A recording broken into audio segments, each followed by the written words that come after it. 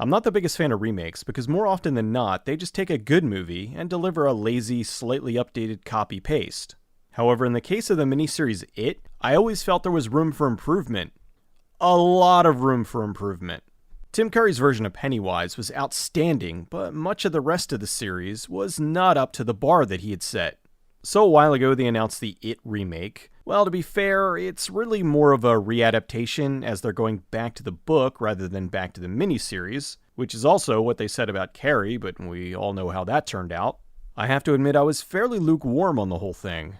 The trailers didn't inspire me with confidence, and the constant need to use Pennywise as a marketing tool felt forced. I might be in the minority here, but seeing this in the trailer would have been more than enough for me.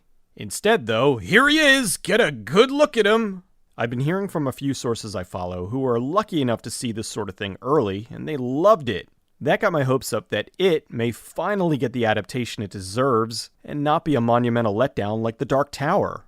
I had my fingers crossed they'd do it justice, and let me just say, they absolutely did. I'm happy to admit I was wrong. Aside from some very minor complaints, this blew the miniseries away. Nothing will ever take away from Curry's brilliance as Pennywise, but everything else in the film was excellent. For those who don't know, the movie's based on the novel by Stephen King. It was his magnum opus at the time, clocking in at 1,138 pages. It was about a group of outcast kids who called themselves the Losers Club. They discover a monster living under the town that feeds off fear. In pure King fashion, it prefers to eat children. The main incarnation of It is Pennywise the Clown, which is why you've been seeing him all over the place. The first half of the book takes place with the kids, and the second half is when they're adults. The miniseries and the movie followed this. Part 1, the kids. Part 2, the adults. Although Part 2 of the movie, to my knowledge, hasn't been shot yet. They're waiting to see the opening of Part 1 first. The cast in this was terrific. All the kids did a commendable job, and although I wasn't too impressed with Bill Skarsgård's Pennywise in the preview footage, he definitely was perceived better within the structure of the entire film. I thought he was going to be the hardest part to get over, but he nailed it. His performance was exactly as it should have been. Effects-wise, I was also impressed. Everything looked really good, and I didn't see too much CG. I was a little weary during the opening, but once they made it clear that they were not pulling any punches, it had my full attention. I like that they did a lot more from the book than the miniseries, so they weren't lying when they said they were going back to the book. I also like that this was 27 years since the miniseries. That was a really nice touch. They also showed more incarnations of It, rather than just Pennywise. Really, he wasn't even in it all that much, which made his appearances all the more effective. Probably the biggest change was rather than taking place in the 50s, it now took place in the 80s. This didn't bother me at all, but I could see it bugging some diehard fans. Another big one, and this is pretty obvious, they didn't put in the thing that brought unity back to the group. You know what I'm talking about. There's some things that just don't translate well, and this would have been one of them. Apparently they did include it in one version of the script, but decided smartly to drop it. I only had a few issues with the film. First off, it did have a few too many jump scares. The ones that weren't obvious were great, but all the others bordered on a startling contest, which was a shame because they had some fantastic atmosphere, and then they just kept undoing it. I thought the end fight was kinda sloppy.